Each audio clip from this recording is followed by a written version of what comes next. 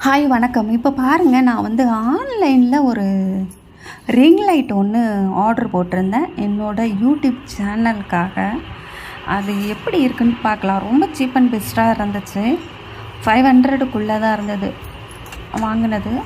உண்மையிலே அது எந்த மாதிரி ஒர்த் இருக்குது அப்படின்னு சொல்லிட்டு பார்க்கலாம்.